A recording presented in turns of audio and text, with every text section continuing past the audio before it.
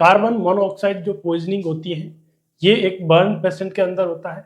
Burn वाले area में जब भी बर्न होगा तो वहां पे कार्बन मोनोऑक्साइड पॉइजनिंग, जिसको अपन बोलते हैं केमिस्ट्री की भाषा में CO, carbon monoxide poisoning. Carbon monoxide poisoning ये एक गैस की वजह से पॉइजनिंग होता है। ये गैस जो है वो किस तरह की होगी, ये एक कलरलेस, इसका कोई कलर नहीं होगा, ना ही इसका कोई टेस्ट होगा, ना ही इसका कोई सुगंध होगी। तो ओडोरलेस, कलरलेस और टेस्टलेसनेस जो है वो गैस होती है।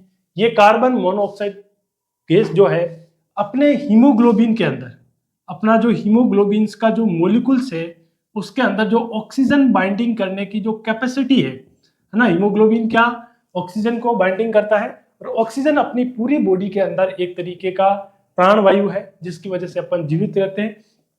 ये क्या करता है, इसको एफिनिटी का मतलब इसको जुड़ने से मना करता है। कितना मना करता है, 200 टाइम्स, 200 टाइम जो है ये इतना स्ट्रॉन्ग और पोटेंट है, और इस हीमोग्लोबिन से ऑक्सीजन बाइंड नहीं होगी, और ये ऑक्सीजन बाइंड नहीं होगी तो पेशेंट किस में चला जाएगा, पेशेंट हाइपोक्सिया के अंदर चला जाएगा, और पेशेंट को ऑक्सीजन का सप्लाई जो है वो कम हो जाएगा, और इसकी वजह से क्या हो जाएगी, डेथ हो जाएगी। तो ये जो गैस है कार्बन मोनोऑक्साइड पॉइजनिंग, इसको किस लेवल पे, है ना, अलग अलग इसके लेवल होते हैं, किस लेवल तक जो है वो अपने लिए हार्मफुल है, उसको अपन कौन कैटेगराइज करेंगे, कैसे पेशेंट के अंदर जो है वो क्लिनिकल मैनिफेस्टेशन जो है वो अपन देखेंगे, कैसे पता करेंगे कि भाई जो पेशेंट है तो ये एक नॉर्मल वैल्यू है या ज्यादा वैल्यू है। यदि 1 to 10% कार्बन मोनोऑक्साइड पॉइजनिंग हो गया तो ये एक तरीके का क्या है, बॉडी इसको नॉर्मल मानता है, इसमें बॉडी में कोई तरीके का हाइपोक्सिया नहीं होगा, न ही पेशेंट किसी भी एक ट्रबल, या पेशेंट को कह सकते हैं कोई तरह की प्रॉब्लम उसके अंदर देखने को नहीं मिलेगी।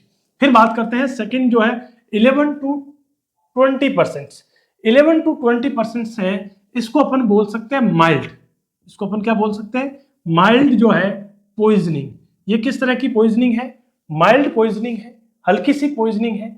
ऐसे पेशेंट के अंदर यदि अपन क्लिनिकल उसके असेसमेंट करेंगे तो पेशेंट अपने पास में प्रॉब्लम लेके आएगा, हेडेक बहुत होगा, सर दर्द उसका होगा, फ्लशिंग जैसा लगेगा, और उसको हल्का जो है उसको ब्रीथलेसनेस जैसा हो सकता है। इसके अलावा उसका जो विजुअल एक्यूटी है उसको कम दिखाई दे सकता है, उसका जो सेरेब्रल फंक्शन है, उसका जो ब्रेन काम करने का जो फंक्शनिंग है ये डिक्रीज हो सकता है, दिखना उसको कम हो सकता है। तो ऐसे यदि लक्षण नजर आए उससे क्लिनिकल मैनिफेस्टेशंस को अपन माइल्ड कार्बन मोनोऑक्साइड पॉइजनिंग की कैटेगरी के अंदर रखेंगे। यदि 21 से 40% है तो ये अपन इसको माइल्ड से क्या कर देंगे, इसको मॉडरेट कैटेगरी के अंदर रखेंगे। तो ये मॉडरेट पॉइजनिंग जो है वो हो गई है। मॉडरेट इससे ज्यादा है ना, ज्यादा है तो पेशेंट को ये सारे सिम्टम तो आएंगे ही आएंगे, हेडेक, कंफ्यूजन, ये सारी चीजें तो रहेगी।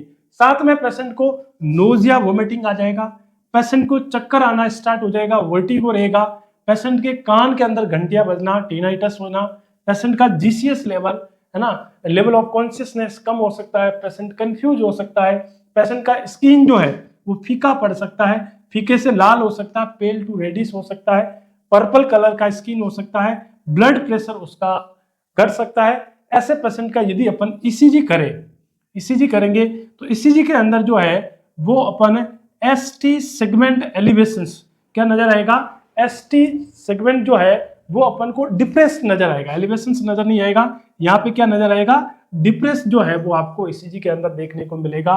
तो इसका मतलब अपन कह सकते हैं पेशेंट को मॉडरेट जो है कार्बन मोनोऑक्साइड पॉइजनिंग हो गई है।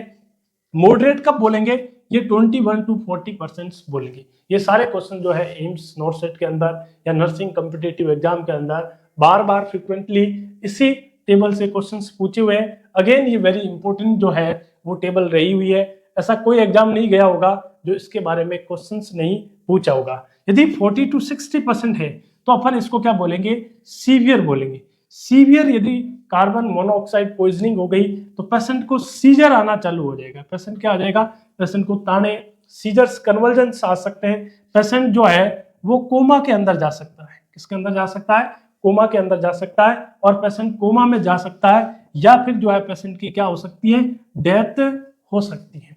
यदि 60 to 80% है तो पेशेंट का सीधा जो है वो कोमा तो रहेगा और पेशेंट का क्या रहेगा, डेथ भी हो सकती है यदि अपन ने इसको ट्रीट नहीं किया है। अब कई सारे लोगों का है सर 80 से क्या होगा, 80 से 100 के बीच में होगा। भाई यहाँ तक पहुंचने की जरूरत ही नहीं है, इससे पहले यहीं पे जो है वो पेशेंट सीजर कोमा डेथ हो रही है, तो ये 80% क्या, ये 80% फुल के अंदर है। 80% से ज्यादा तो फिर पेशेंट का सर्वाइवल होगा ही नहीं। तो ये बहुत एक उम्दा जानकारी है, यूनिक जानकारी है, और ये जानकारी है ना पढ़ाई के पर्पज से है। ये पेशेंट को आपको क्लिनिकल जो है वो असेसमेंट करना, आप जब आपको क्लिनिकल तरीके से आप पेशेंट को असेस नहीं कर पाओगे, उसके अंदर लक्षण नहीं देख पाओगे, तो फिर आप उसका ट्रीटमेंट भी नहीं कर पाओगे।